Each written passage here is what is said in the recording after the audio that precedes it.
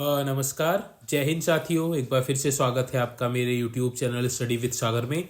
आशा करता हूँ आप सभी लोग अच्छे होंगे और आपकी तैयारी अच्छी चल रही होगी। देखिए, उत्तराखंड पुलिस कांस्टेबल की हम लोगों ने टेस्ट सीरीज चला रखी है, जो ये टेस्ट सीरीज नंबर 8 आज की आपकी रहने वाली है आज। ठीक है, अभी तक हम लोगों ने 60 टेस्ट सीरीज आपको कंप्लीट करा दी है। आपकी 8वीं क्लास रहने वाली है, 8वीं टेस्ट सीरीज रहने वाली है उत्तराखंड पुलिस कांस्टेबल के रिटर्न एग्जामिनेशन के लिए। ठीक है, तो ये जो सीरीज मैंने स्टार्ट करवाई है, इसको मैंने 5 भागों में डिवाइड किया है। Hindi, Uttarakhand current affairs, Uttarakhand GK, राष्ट्रीय और अंतर्राष्ट्रीय करंट अफेयर्स और आपका कंप्यूटर। ठीक है, तो 5 भागों में आपकी ये टेस्ट सीरीज का जो पेपर है वो डिवाइड किया गया है। तो ये आपका जो यूके ट्रिपल एससी का जो पैटर्न है उस पर आधारित है।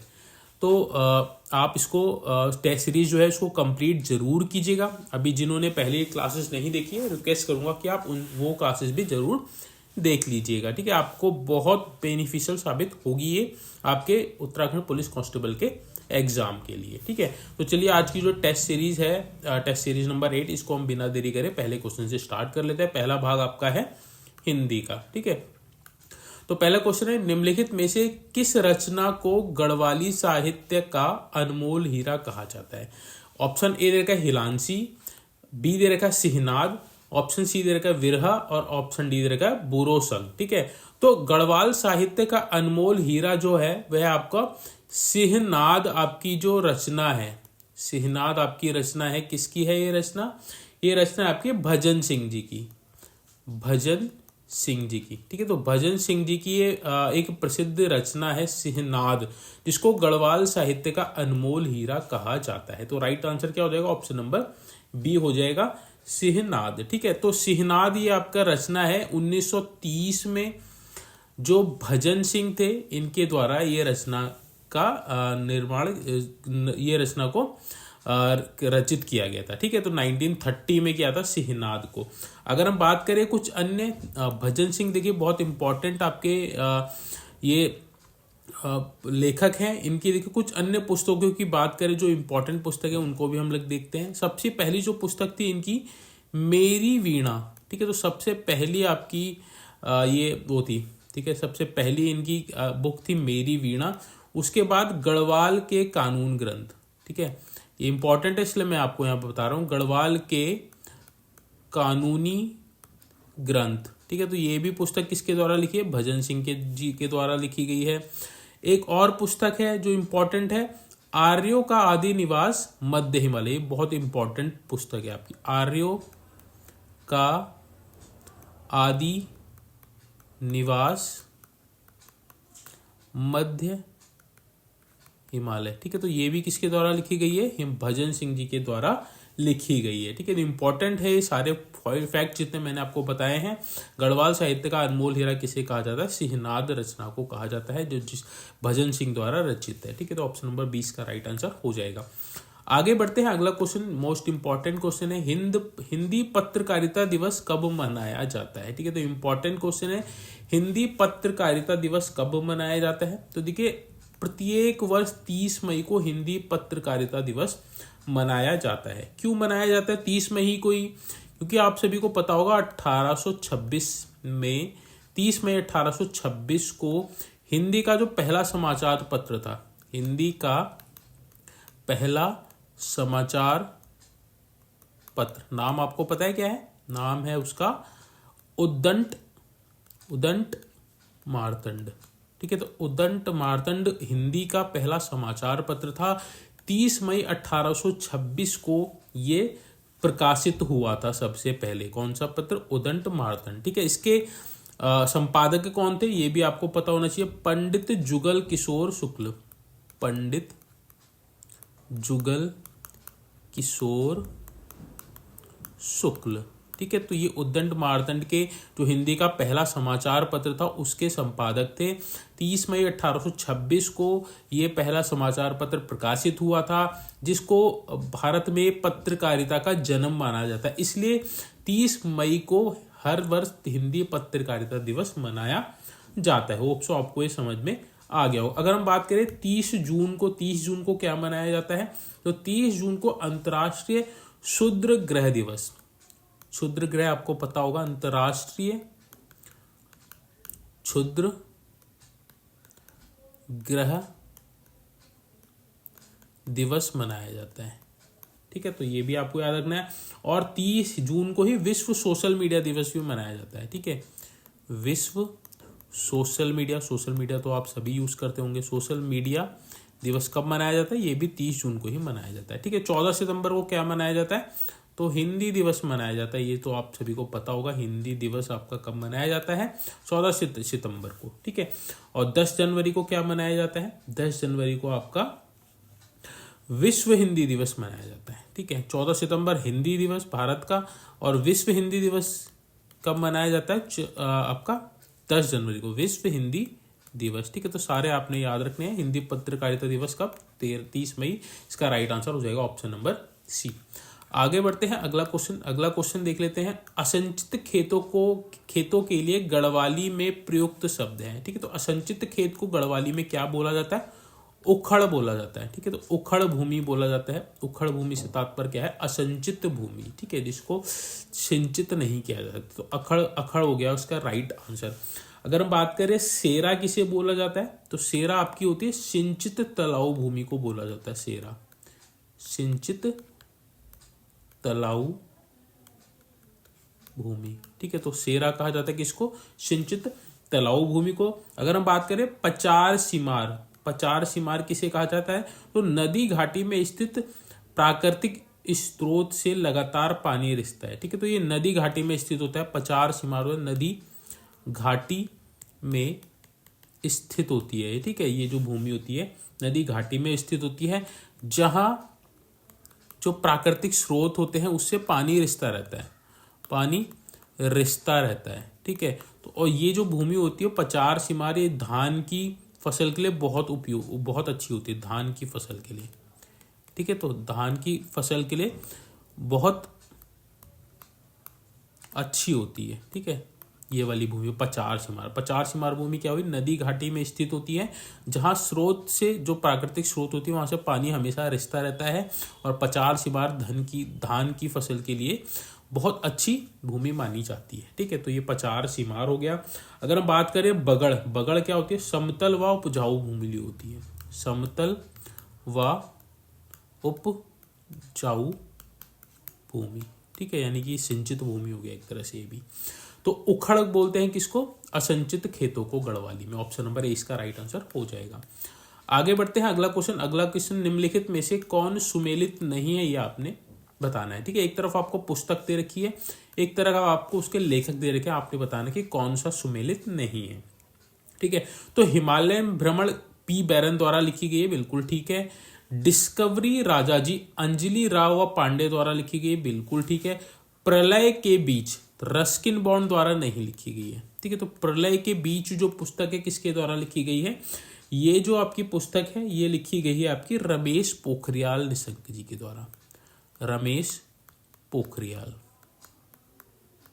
ठीक है, रमेश पोखरियाल निशंक जी द्वारा लिखी गई है। प्रलय के बीच ये रस्किन बॉन्ड के द्वारा नहीं लिखी गई। तो राइट आंसर क्या हो जाएगा? ऑप्शन नंबर सी हो जाएगा। हिमालय के खस डी वर्मा, आपने सुना ही होगा, बिल्कुल ठीक है। डी वर्मा द्वारा लिखी गई है हिमालय के खस। ठीक है, तो हिमालय भ्रमण पी बैरन ने लिखी है। डिस्कवरी राजाजी अंजलि राव व पांडे ने लिखी है। प्रलय के बीच आपके रमेश पोखरियाल निशंक ने लिखी है। हिमालय के खस डी शर्मा ने लिखी है। ठीक है, सारे आपको नाम याद होने चाहिए, कुछ भी परीक्षा में पूछ सकता है।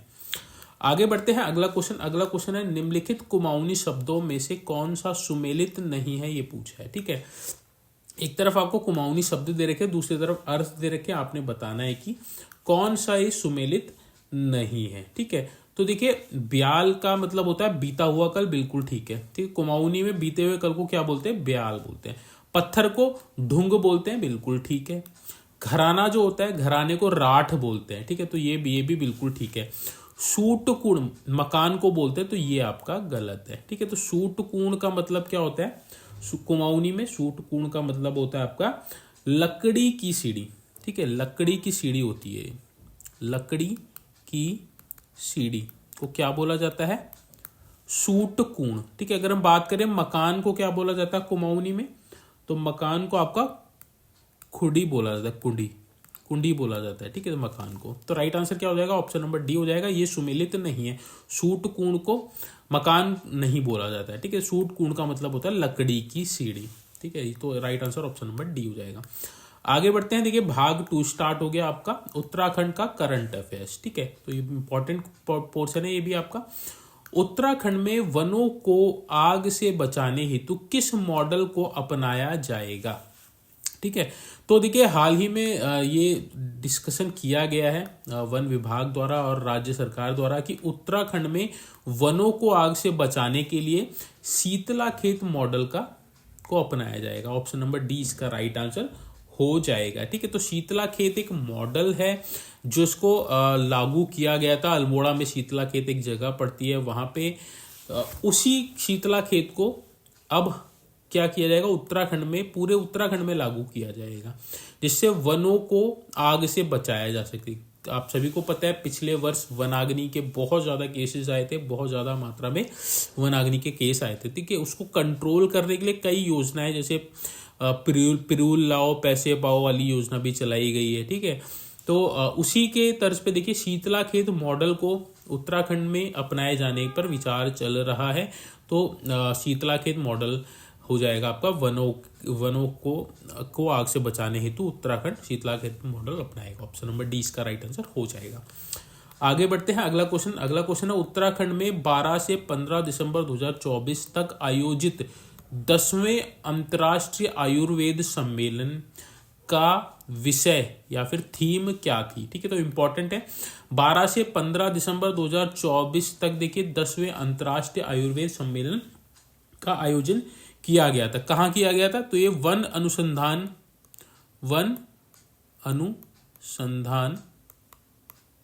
संस्थान, आप सभी को पता है कहाँ है, देहरादून में, ठीक है। तो देहरादून में वन अनुसंधान संस्थान में 12 से 15 दिसंबर 2024 तक 10वें अंतर्राष्ट्रीय आयुर्वेदिक सम्मेलन का आयोजन किया गया था, ठीक है। जिसका उद्घाटन हमारे मुख्यमंत्री जी द्वारा किया गया था। यहाँ पूछा है कि इस सम्मेलन की जो थीम थी वह क्या थी, ठीक है। तो इस सम्मेलन की जो थीम थी वह थी आपकी डिजिटल स्वास्थ्य आयुर्वेद परिप्रेक्ष्य, ठीक है। तो ऑप्शन नंबर ए इसका राइट आंसर हो जाएगा।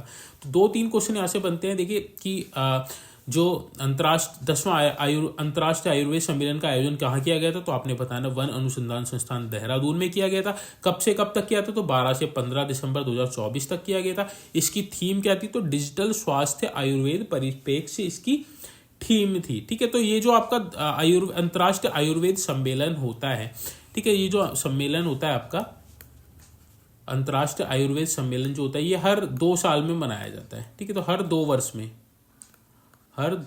में, ठीक है, हर 2 वर्ष में इसका आयोजन किया जाता है। सबसे पहला जो आयोजन था 2002 में किया गया था। 2002 में किया गया था। कहाँ किया गया था, ये किया गया था आपका केरल में, केरल के कोच्चि में किया गया था, ठीक है। 2002 में सबसे पहला आयोजन इसका केरल में किया गया था और ये आपका 10वां आयोजन है, ठीक है। तो जो 2024 में आयोजित किया, इससे पहला वाला जो आयोजन था यानी कि नवा जो आयोजन था वो कहाँ किया गया था, 2022 में किया गया था। कहाँ पे किया गया था, ये किया गया था आपका गोवा में, ठीक है। तो इतने पॉइंट्स आपको इस वाले क्वेश्चन से याद रखने हैं। इसका जो थीम थी डिजिटल स्वास्थ्य आयुर्वेद परिप्रेक्ष्य से इसकी थीम थी। ऑप्शन नंबर ए इसका राइट आंसर हो जाएगा। आगे बढ़ते हैं, अगला क्वेश्चन है यहाँ पे देखिए, अपार आईडी कार्यक्रम के तहत उत्तराखंड के संबंध में निम्नलिखित में से कौन सा कथन सही है, ठीक है। तो अपार आपको पता होना चाहिए कि अपार आईडी है क्या, सबसे पहले तो, ठीक है। तो मैं आपको यहाँ पे बता देता हूँ, अपार की फुल फॉर्म आपको पता होनी चाहिए। अपार की फुल फॉर्म की बात करें हम तो पहले मैं एक तरफ से आपको लिख लेता हूँ, अपार APAAR, ठीक है। तो ये बहुत इंपॉर्टेंट और बहुत अच्छी योजना चलाई गई है। ए से आपका ऑटोमेटेड, पी से है आपका परमानेंट,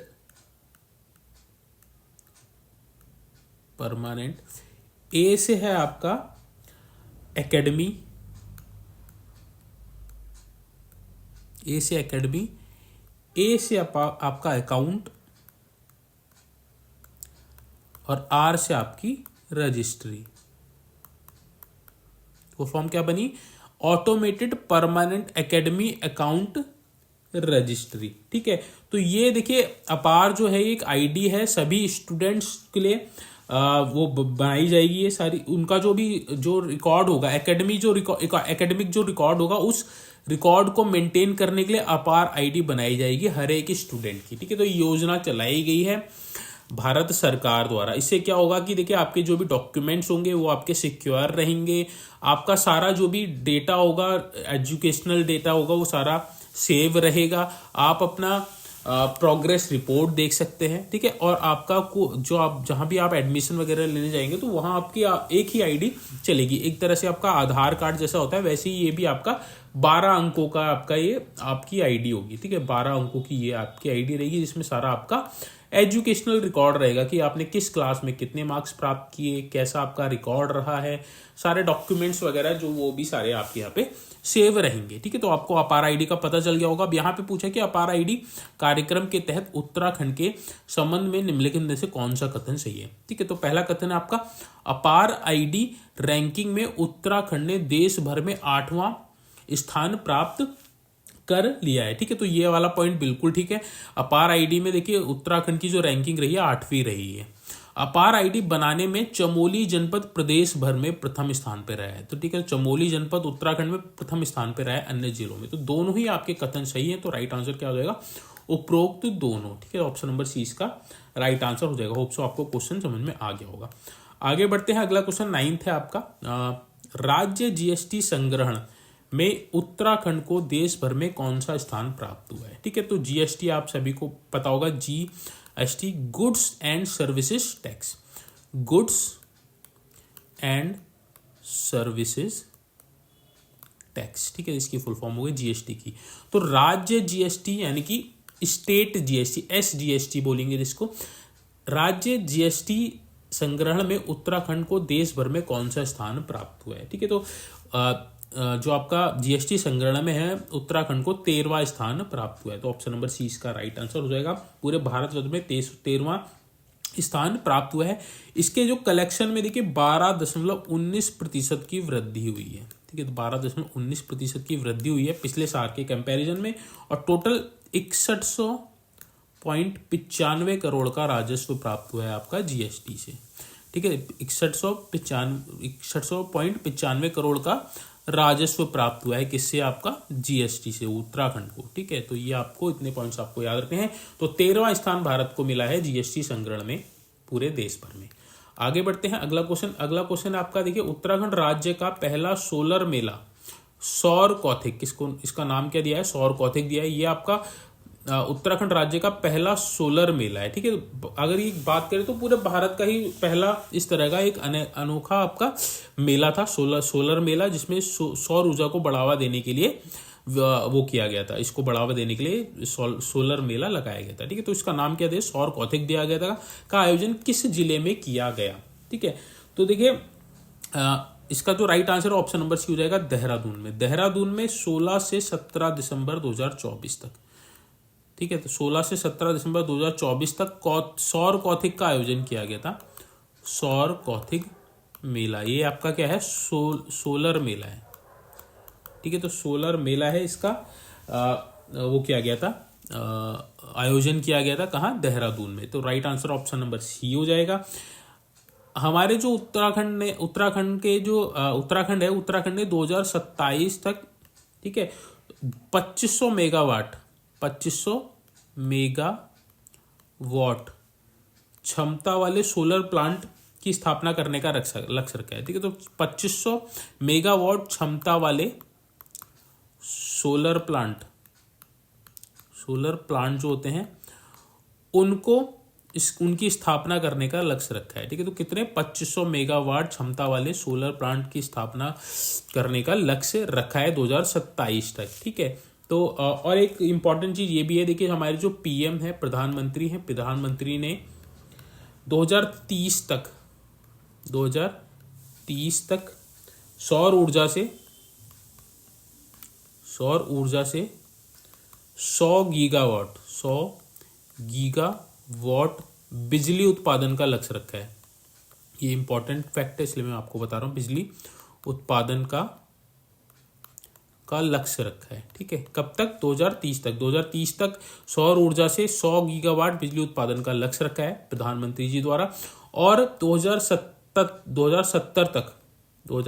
तक भारत को क्या है, कार्बन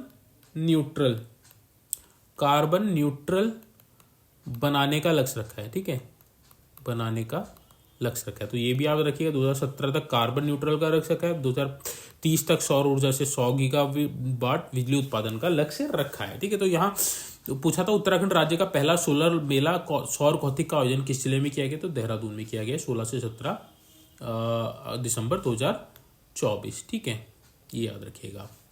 आगे बढ़ते हैं, अगला क्वेश्चन देख लेते हैं। अगला क्वेश्चन देखिए, भाग आपका 3 आ गया यहाँ पे, उत्तराखंड जीके। देखिए, अभी हाल ही में आप सभी को पता है पंचायत का नया परिसीमन हुआ है। तो नए परिसीमन के अनुसार सुमेलित करना है आपको, और आपको राइट आंसर बताना है। एक तरफ सूची दे रखी है, आपको संख्या दे रखी है। तो देखिए, नए परिसीमन के अकॉर्डिंग उत्तराखंड में नगर निकाय जो है, नगर निकायों की संख्या कितनी हो गई है। तो उत्तराखंड में देखिए जो नगर निकाय है उनकी जो संख्या है अब 105 हो गई है। ठीक है, तो यहाँ पे थोड़ा सा गलत हो रखा है, 102 पहले थे, ये 105 होगा। ठीक है, तो इसको आप 105 कर लीजिएगा, 105। ठीक है, तो पहले आपके 102 हुआ करते थे नगर निकाय, अब नगर निकायों की संख्या कितनी हो गई, 105 हो गई है। ठीक है, अगर हम बात करें नगर निगम की संख्या कितनी हो गई है, 11 हो गई है, पहले आपके 9 थे। नगर पालिका की अगर हम बात करें तो नगर पालिका की संख्या आपकी 45 हो गई, पहले 42 थी। और नगर पंचायत की बात करें तो नगर पंचायत पहले आपके 43 थी, अब 3 बढ़ के आपकी कितनी हो गई, 46 हो गई है। ठीक है, तो नगर निकाय 105, नगर निगम 11, नगर पालिका 45 और नगर पंचायत आपके 46। तो राइट आंसर क्या बनेगा आपको, 2143। ठीक है, 2143 ऑप्शन नंबर ए आपका राइट आंसर हो जाएगा। ठीक है, ए आपका राइट आंसर हो जाएगा। अगर हम बात करें तो देखिए, जो दो नए नगर निगम बने हैं, 2 नए नगर निगम कौन से बने हैं, 2 नए नगर निगम की बात करें तो ये आपको पता होना चाहिए। एक आपका पिथौरागढ़, एक आपका अल्मोड़ा। ठीक है, तो ये 2 आपके नए नगर निगम बने, इनका आपको नाम पता होना चाहिए। और आपके देखिए 3 नई नगर पालिका बनी है, 3 नई नगर पालिका, इनके नाम भी आपको पता होना चाहिए। कौन से हैं इनकी 3 नई नगर पालिका, एक है आपका पुरोला उत्तरकाशी में, एक आपका कालाडूंगी नैनीताल, तीसरी आपकी कौन सी है, तीसरी आपकी भीमताल, ये भी आपकी नैनीताल में। ठीक है, तो 3 नई नगर पालिका, 2 नए नगर निगम और 3 आपकी नगर पंचायतें। 3 नगर पंचायतें कौन कौन सी बनी है, इनके नाम भी आपको पता होना चाहिए। एक है मुंशियारी, पिथौरागढ़ में मुंशियारी हो गया, एक आपका घाट हो गया, एक आपका क्या हो गया, गुप्त Kashi.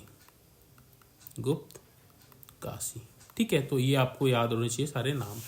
Right answer option number A हो जाएगा। होप सो ये वाला क्वेश्चन समझ में आ गया होगा। आगे बढ़ते हैं, अगला क्वेश्चन आपको सुमेलित कर सही उत्तर चुनना है। ठीक है, तो एक तरफ आपको नदियां दे रखी, दूसरी तरफ उनकी सहायक नदियां दे रखी है। आपने बताना है कि कौन सी नदी कौन सी सहायक नदी किस नदी की सहायक नदी है। ठीक है, तो सबसे पहले हम लोग बात कर लेते हैं काली नदी का। तो काली नदी की जो सहायक नदी है कौन सी है, सरयू नदी। ठीक है, तो सरयू नदी आपकी काली नदी की सहायक है। यमुना नदी की सहायक नदी की बात करें तो कौन सी है, ऋषि गंगा। ठीक है, ऋषि गंगा आपकी यमुना नदी की सहायक है। अगर हम बात करें गंगा नदी, तो गंगा नदी की सहायक नदी आपकी सोलानी नदी आपकी गंगा नदी की सहायक है। अलकनंदा नदी की सहायक नदी कौन सी है, सरस्वती नदी है। ठीक है, तो राइट आंसर क्या बनेगा आपका, 4, 1, 2, 3। ठीक है, 4, 1, 2, 3 option number B, option number 20 का राइट आंसर होगा 4, 1, 2, 3। एक बार आप देख लेते हैं।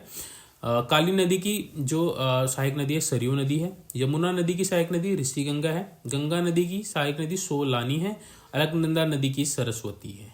ठीक है, अगर हम बात करें देखिए काली नदी का उद्गम स्थल, काली नदी का उद्गम स्थल की अगर हम बात करें, उद्गम स्थल कहाँ से है इसका, काली नदी का, तो पिथौरागढ़ के काला पानी से, पिथौरागढ़ के काला पानी नामक स्थान से, काला पानी स्थान से। ठीक है, इसका उद्गम होता है। यमुना नदी का उद्गम की अगर हम बात करें तो यमुना नदी का उद्गम कहाँ से होता है, यमुना नदी का उद्गम आपका यमुनोत्री हिमनद उत्तरकाशी के उत्तरकाशी के आपके यमुनोत्री हिमनद से, यमुनोत्री हिमनद से होता है किसका, यमुना नदी का। ठीक है, ये आपका जो इस अगर हम बात करें ग्लेशियर की तो बंदरपूछ ग्लेशियर है आपका, बंदरपूछ ग्लेशियर। ठीक है, अगर हम गंगा नदी की बात करें तो गंगोत्री ग्लेशियर के गौमुख से। ठीक है, तो गौमुख से निकलती, ये भी आपका उत्तरकाशी में है, गौमुख से निकलती। अलकनंदा की बात करें तो सतोपंत ग्लेशियर से, सतोपंत ग्लेशियर चमोली। ठीक है, तो ये आपको पता होना चाहिए। काली नदी पिथौरागढ़, यमुना नदी आपकी उत्तरकाशी, गंगा नदी भी उत्तरकाशी, अलकनंदा भी आपका चमोली हो जाएगा। ठीक है, तो इतने पॉइंट्स आपको इस वाले क्वेश्चन से याद रखने थे। आगे बढ़ते हैं, अगला क्वेश्चन देख लेते हैं। अगला क्वेश्चन आपका देखिए, ये भी आपको सुमेलित करना है। एक तरफ आपको प्रमुख व्यक्ति दे रखे हैं, दूसरी तरफ उनके उपनाम दे रखे हैं, आपने मैच करना है कि कौन सा किसका उपनाम है। ठीक है, तो सबसे पहले अगर हम बात करें गणकेसरी की, तो गणकेसरी का आपका गणकेसरी किसको बोला जाता है, अनुसुईया प्रसाद बहुगुणा को बोला जाता है। ठीक है, आजाद किसको बोला जाता है, तो आजाद बोला जाता है श्रीधर किमोठी को। उत्तराखंड का टॉयलेट मैन किसे बोला जाता है, रमेश भटेजा को बोला जाता है। ठीक है, पिंगला या प्योला किसको बोला जाता है, जिया रानी को बोला जाता है। ठीक है, तो राइट आंसर क्या हो जाएगा, 1 2 4 3, 1 2 4 3 आपका option number 1 2 4 3 option number A इसका राइट आंसर हो जाएगा। ठीक है, एक बार और देख लेते हैं। गणकेसरी किसको बोला जाता है, अनुसुईया प्रसाद बहुगुणा जी को बोला जाता है। आजाद किसको बोला जाता है, श्रीधर किमोठी को बोला जाता है। उत्तराखंड का टॉयलेट मैन रमेश भटेजा जी को बोला जाता है। पिंगला या प्योला किसको बोला जाता है, जिया रानी को बोला जाता है। ठीक है, तो ऑप्शन नंबर ए इसका राइट आंसर हो जाएगा। आगे बढ़ते हैं, अगला क्वेश्चन देख लेते हैं। अगला क्वेश्चन आपका देखिए, उत्तराखंड राज्य में चाल खाल योजना का संबंध किससे है। ठीक है, तो चाल खाल योजना का संबंध किससे है, जल संचयन से। ऑप्शन नंबर डी इसका राइट आंसर हो जाएगा। ठीक है, उत्तराखंड में पारंपरिक रूप से पानी रोकने के लिए बनाए जाने वाले जो तालाब होते हैं उनको चाल खाल बोला जाता है। ठीक है, तो ये आपके क्या होते हैं, एक तरह से तालाब होते हैं, जल संचय के लिए यूज किया जाता है, जल संचय के लिए। ठीक है, देखिए क्या होता है, पहाड़ों में पानी की जो समस्या है बहुत ज़्यादा होती है, तो उस समय क्या होता है, जब बारिश होती है तो उसमें जो एक्स्ट्रा पानी होता है उनको तालाब बना के उनका संचयन किया जाता है ताकि जरूरत पड़ने पे उनका प्रयोग किया जा सके। ठीक है, तो चाल खाल योजना का संबंध किससे है, जल संचयन से। ऑप्शन नंबर डी इसका राइट आंसर हो जाएगा। आगे बढ़ते हैं, अगला क्वेश्चन देख लेते हैं। अगला क्वेश्चन आपका, निम्नलिखित में से कौन सा नृत्य पुरुषों द्वारा खंबे पर चढ़कर किया जाता है। ऑप्शन ए रहेगा भगनोल नृत्य, ऑप्शन बी लंगवीर नृत्य, ऑप्शन सी बुढ़ियात नृत्य, ऑप्शन डी तांदी नृत्य। ठीक है, तो जो एक नृत्य है आपका लंगवीर नृत्य, लंगवीर नृत्य। ठीक है, तो ये नृत्य पुरुषों द्वारा किया जाता है खंबे पर चढ़कर, तो राइट आंसर क्या हो जाएगा, ऑप्शन नंबर बी हो जाएगा, लंगवीर नृत्य बोला जाता है। अगर हम बात करें भगनौल नृत्य, तो भगनौल नृत्य क्या होता है, देखिए कुमाऊं क्षेत्र में किया जाता है भगनौल नृत्य, मेलों में। ठीक है, ये जो नृत्य होता है मेलों में किया जाता है, और इसमें देखिए हुड़का और नगाड़ जो वाद्य यंत्र है उनको बजाया जाता है। ठीक है, मेलों पे किया जाता है और खुशी के समय भी किया जाता है, और इसमें देखिए वाद्य यंत्र होते हैं आपके हुड़का और नगाड़ा। ठीक है, ये बजाया जाता है। ठीक है, तो कुमाऊं में होता है ये वाला नृत्य। अगर हम बात करें बुढ़ियात नृत्य, तो बुढ़ियात नृत्य जो है आपका किसके द्वारा किया जाता है, बुढ़ियात नृत्य जौनसारी जनजाति द्वारा किया जाता है, जौनसारी जनजाति द्वारा किया जाता है। ठीक है, कब किया जाता है, तो ये किया जाता है जैसे शादी विवाह में और आपका जैसे जन्मोत्सव होता है, जन्मोत्सव हुआ, या फिर आपके नामकरण वगैरह में हुआ, यानी कि खुशी के समारोह में किया जाता है बुढ़ियात नृत्य जौनसारी जनजाति द्वारा। तांदी नृत्य कब किया जाता है, तो तांदी नृत्य देखिए कहाँ कहाँ किया जाता है, उत्तरकाशी और जो आपका जौनपुर इलाका है टिहरी में, जौनपुर टिहरी में वहाँ किया जाता है। ठीक है, तो माघ माह में ये होता है, माघ माह में खुशी के अवसर पर किया जाता है। ठीक है, तो ये आपको याद रखने का। राइट आंसर क्या हो जाएगा, लंगवीर नृत्य हो जाता है जो पुरुषों द्वारा खंबे पर चढ़कर किया जाता है। ऑप्शन नंबर 20 का राइट आंसर हो जाएगा।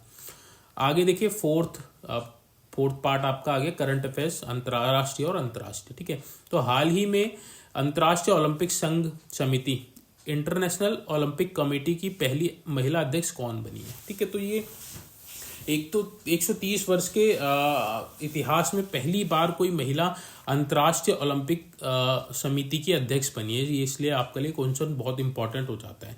किसको बनाया गया था? तो ये बनाया गया है क्रिस्टी कोवेंट्री को। ऑप्शन नंबर ए इसका राइट आंसर होगा क्रिस्टी कोवेंट्री। ये आपकी कौन है? ये आपकी जिम्बाब्वे जो है आपका, जिम्बाब्वे देश है आपका, जिम्बाब्वे देश की तैराक है।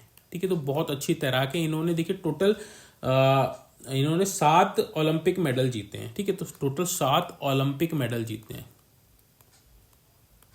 मेडल जीत चुकी है ये अलग अलग ईयर में, 2004 में, 2008 में। ठीक है, तो जिम्बाब्वे की तैराक हैं क्रिस्टी कोवेंट्री, जिनको अंतर्राष्ट्रीय ओलंपिक समिति का अध्यक्ष चुना गया है। ठीक है, तो पहली महिला अध्यक्ष हैं आपकी। ये 10वें नंबर की अध्यक्ष हैं, ये भी आपको याद रखना है, 10वीं अध्यक्ष बनी है ये। इनका जो कार्यकाल रहेगा 8 साल का रहेगा, 8 साल का कार्यकाल रहेगा इनका। ठीक है, तो इतने पॉइंट्स आपको इस वाले क्वेश्चन से याद रखने हैं। क्रिस्टी कोवेंट्री को अंतर्राष्ट्रीय ओलंपिक समिति की पहली महिला अध्यक्ष बनाया गया। ये 10वीं अध्यक्ष रहे हैं, जिम्बाब्वे देश से हैं, और तैराक में इन्होंने 7 ओलंपिक मेडल भी जीत रखे हैं। ठीक है, आगे बढ़ते हैं, अगला क्वेश्चन देख लेते हैं। अगला क्वेश्चन देखिए, हाल ही में भारत ने इटली में आयोजित विशेष ओलंपिक शीतकालीन खेलों में कितने पदक जीते हैं? ठीक है, तो विशेष ओलंपिक शीतकाल खेलों का जो आयोजन है इटली में किया गया। ठीक है, इटली में किया गया। इटली में ट्यूरिन है आपकी जगह, ट्यूरिन जगह है, वहां पे इसका आयोजन किया गया विशेष ओलंपिक शीतकालीन खेलों का, जिसमें भारत द्वारा 33 पदक जीते गए हैं। ठीक है, 33 पदक जीते गए। इन 33 पदक में देखिए 8 तो गोल्ड हैं, 18 आपके सिल्वर हैं, और 7 आपके क्या हैं? ब्रॉन्ज मेडल हैं। ठीक है, तो 18 और 8 26 और 7 33, टोटल 33 मेडल हो जाएंगे। ठीक है, तो 33 मेडल जीते हैं भारत ने इटली के ट्यूरिन में, जो आपके विशेष ओलंपिक शीतकालीन खेल हुए हैं उसमें। ठीक है, तो ऑप्शन नंबर सी इसका राइट आंसर हो जाएगा। आगे बढ़ते हैं, अगला क्वेश्चन। हाल ही में देखिए कोलकाता में स्थित फोर्ट विलियम का नाम बदलकर क्या किया गया? इंपॉर्टेंट क्वेश्चन है। कोलकाता में आपका फोर्ट विलियम की थोड़ी सी हम लोग हिस्ट्री देख लेते हैं क्या है। ठीक है, तो फोर्ट विलियम देखिए हुगली नदी के तट के पूर्वी तट पे है, हुगली नदी के पूर्वी तट पर है। ठीक है, कहाँ? कोलकाता में, ठीक है, और क्या और देखिए इसका जो निर्माण था सर जॉन बोरो के नेतृत्व में हुआ था। कब? नेतृत्व में हुआ था 1969 में, सॉरी 1996 में, अरे और 1690 गलत हो गया। ये कब हुआ था? 1696 में। ठीक है, 1696 में इसका निर्माण हुआ था, और ये पूरा कब हुआ था, यानी ये कंप्लीट कब बना था? तो 1706 में पूरा बना था। ठीक है, तो हुगली नदी के पूर्वी तट पे है कोलकाता में फोर्ट विलियम्स। सर जॉन गोल्डबोरो के नेतृत्व में इसका निर्माण किया गया था 1696 में, और 1706 में ये पूरा बनके तैयार हुआ था। ठीक है, तो यहाँ पूछा है कि हाल ही में कोलकाता में स्थित फोर्ट विलियम का नाम बदलकर क्या किया गया है? तो इसका नाम विजय दुर्ग कर दिया गया है। ठीक है, जो हमारा ये जो ब्रिटिश शासन ने जब भारत पे वो किया था, औपनिवेश किया था, तो उस औपनिवेश को दूर करने के लिए या फिर उसको हटाने के लिए इसका नाम में परिवर्तन कर दिया गया, विजय दुर्ग इसको कर दिया गया। ऑप्शन नंबर सी इसका राइट आंसर हो जाएगा। ठीक है, आगे बढ़ते हैं, अगला क्वेश्चन देखिए, हाल ही में इंटरनेशनल बर्ड फेस्टिवल का आयोजन कहाँ किया गया? ठीक है, तो इंपॉर्टेंट क्वेश्चन याद रखिएगा। हाल ही में इंटरनेशनल बर्ड फेस्टिवल का आयोजन है आपका प्रयागराज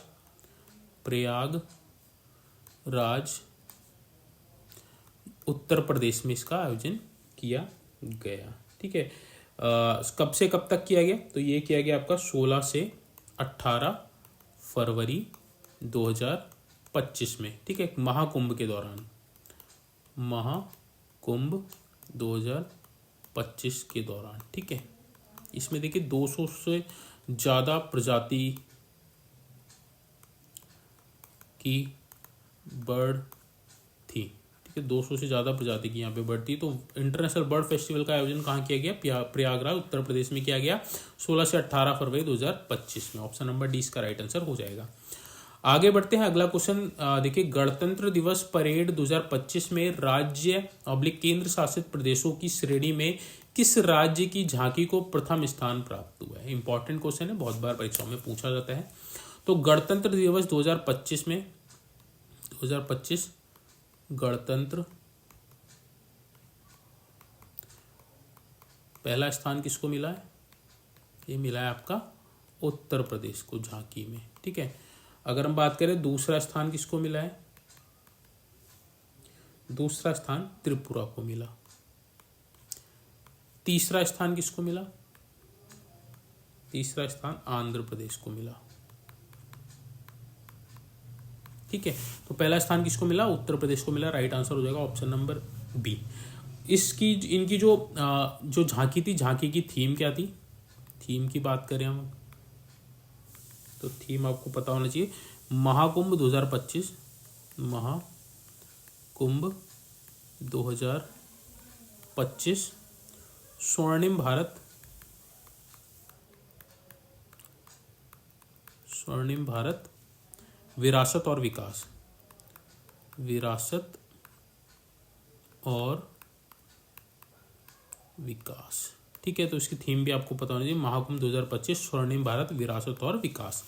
तो पहले स्थान किसको मिला? आपका उत्तर प्रदेश को मिला, दूसरा स्थान त्रिपुरा को मिला, तीसरा स्थान आंध्र प्रदेश को मिला गणतंत्र दिवस 2025 में। आगे बढ़ते हैं, अगला क्वेश्चन देख लेते हैं। अब देखिए आपका भाग यहाँ पे 5th स्टार्ट हो गया, कंप्यूटर, ठीक है, आपका कंप्यूटर स्टार्ट हो गया। क्वेश्चन है आपका, डिस्क को ट्रैक और सेक्टर में, ठीक है, जो आपकी जो डिस्क होती है देखिए ट्रैक और सेक्टर में विभाजित होती है, उसको ट्रैक और सेक्टर में विभाजित करने की प्रक्रिया को क्या बोलते हैं? एलोकेटिंग, फॉर्मेटिंग, सेक्टरिंग या फिर सॉर्टिंग। तो इसका जो right answer option number B हो जाएगा, फॉर्मेटिंग। जो डिस्क होती है, डिस्क को ट्रैक और सेक्टर में विभाजित करने की प्रक्रिया क्या कहलाती है? फॉर्मेटिंग कहलाती है। ऑप्शन नंबर 20 का राइट आंसर हो जाएगा। आगे बढ़ते हैं, अगला क्वेश्चन, पेंटियम शब्द किससे संबंधित है? ठीक है, तो पेंटियम शब्द आपने सुना होगा, किससे संबंधित? Micro processor, hard disk, antivirus या फिर सिस्टम सॉफ्टवेयर। तो पेंटियम क्या है? आपका माइक्रो प्रोसेसर है, माइक्रो प्रोसेसर, ठीक है। राइट आंसर क्या हो जाएगा? ऑप्शन नंबर बी हो जाएगा। माइक्रो प्रोसेसर का सबसे पहले निर्माण किसने किया था? इंटेल कंपनी द्वारा किया था। सबसे पहले इंटेल कंपनी ने इसका निर्माण किया था, ठीक है। तो ये भी आपको याद रखना है। तो राइट आंसर क्या हो जाएगा? ऑप्शन नंबर ए, पेंटियम क्या है? आपका माइक्रो प्रोसेसर है। आगे बढ़ते हैं, अगला क्वेश्चन देख लेते हैं। निम्नलिखित में से कौन सा एक इनपुट डिवाइस है? ठीक है, तो इनपुट डिवाइस आपसे पूछा है, ऑप्शन दे रखा है OCR यानी कि optical character reader, projector, headphones और इंकजेट, ठीक है। तो देखिए जो प्रोजेक्टर है ये आपका आउटपुट डिवाइस है, हेडफोन्स भी आपका आउटपुट डिवाइस है, इंकजेट प्रिंटर ये भी आपका आउटपुट डिवाइस है, बट जो आपका ऑप्टिकल कैरेक्टर रीडर है आपका क्या है? इनपुट डिवाइस है। तो राइट आंसर क्या हो जाएगा? ऑप्शन नंबर ए हो जाएगा, ऑप्टिकल कैरेक्टर रीडर। आगे बढ़ते हैं, अगला क्वेश्चन, कंप्यूटर स्क्रीन में इमेज की सबसे छोटी इकाई निम्न में से कौन सी होती है? ठीक है, कंप्यूटर है या फिर फोन हो, आप सभी उससे फोटोज वगैरह लेते हैं, उसमें सेव करते हैं। तो जो इमेज होती है उसकी सबसे छोटी इकाई क्या होती है? यूनिट होती है रेजोल्यूशन, ये आपका रेजोल्यूशन होना चाहिए था, ठीक है। ये थोड़ा सा गड़बड़ हो गया, ये होना चाहिए था रेजोल्यूशन, ठीक है। तो राइट ये है, सी आपका पिक्सल और डी आपका एरे। तो इसका जो राइट आंसर है ऑप्शन नंबर सी हो जाएगा, पिक्सल, ठीक है। पिक्सल आपका क्या है? इमेज की सबसे छोटी इकाई है, इमेज की छोटी इकाई, ठीक है। जैसा आपको पता है कि यार पिक्सल्स फट जाते हैं, अब आप ज़्यादा कैमरा आपका लो कैटेगरी का होगा तो पिक्सल्स उसकी जो इमेज होती है उसके पिक्सल्स क्या होते हैं? फट जाते हैं। तो जो पिक्सल्स होती है, इन पिक्सल्स से मिलके ही आपकी क्या बनती है? इमेज बनती है। छोटी छोटी पिक्सल्स से मिलके आपकी क्या बनती है? एक इमेज बनती है। आपका पिक्सल होता है, ये सबसे छोटी इकाई है आपकी किसकी? इमेज की। तो right answer option number C हो जाएगा। लास्ट और अंतिम क्वेश्चन है इस टेस्ट सीरीज का, स्विचिंग डिवाइस के रूप में माइक्रो प्रोसेसर के लिए जो जनरेशन के कंप्यूटर हैं। ठीक है, तो देखिए आप सभी को पता है जो कंप्यूटर की जो जनरेशन है, पहली जनरेशन जो थी इनकी फर्स्ट जनरेशन की अगर हम बात करें तो इसमें वैक्यूम ट्यूब का प्रयोग किया जाता था। वैक्यूम ट्यूब का प्रयोग किया जाता था। ठीक है, जो सेकंड जनरेशन आई इसमें ट्रांजिस्टर का प्रयोग होने लगा। ठीक है, थर्ड जो जनरेशन आई उसमें आपका आईसी जो आपका होती है, आईसी चिप जो होती है उसका प्रयोग होने लगा। जब फोर्थ जनरेशन आई, फोर्थ जनरेशन में माइक्रो प्रोसेसर का प्रयोग होने लग गया। ठीक है, तो यही आपसे पूछा है कि माइक्रो प्रोसेसर जनरेशन के कंप्यूटर में हुआ, उसका प्रयोग हुआ, तो राइट आंसर क्या हो जाएगा? ऑप्शन नंबर डी, चतुर्थ जनरेशन में आपका माइक्रो प्रोसेसर आ गया था। ठीक है, ये था आज का देखिए टेस्ट पेपर नंबर 8 जिसमें हम लोगों ने इंपॉर्टेंट क्वेश्चनों को यहाँ पे डिस्कस किया। तो देखिए होप सो आपको ये क्लास अच्छी लगी होगी, टेस्ट सीरीज आपको अच्छी लग रही होगी। अगर आपको टेस्ट सीरीज अच्छी लग रही है तो प्लीज़ कमेंट बॉक्स में मेंशन जरूर कीजिएगा, और भी कुछ इंप्रूवमेंट करने की ज़रूरत है तो प्लीज़ कमेंट बॉक्स में मेंशन जरूर कीजिएगा। ठीक है, तो अगर ये टेस्ट सीरीज आपको कंटिन्यू करवानी है तो प्लीज़ कमेंट बॉक्स में मेंशन जरूर कीजिएगा, ताकि मैं आगे इस तरह की टेस्ट सीरीज आपको और भी करवाता रहूं। ठीक है, तो समय देखिए आपके पास है, बट आपने बहुत अच्छे से पढ़ना है। जितने भी यहाँ पे आपको चीज़ें बताई जा रही हैं आप उनको नोट डाउन कीजिए। ठीक है, उनका रिवाइज कीजिए ज़्यादा से ज़्यादा।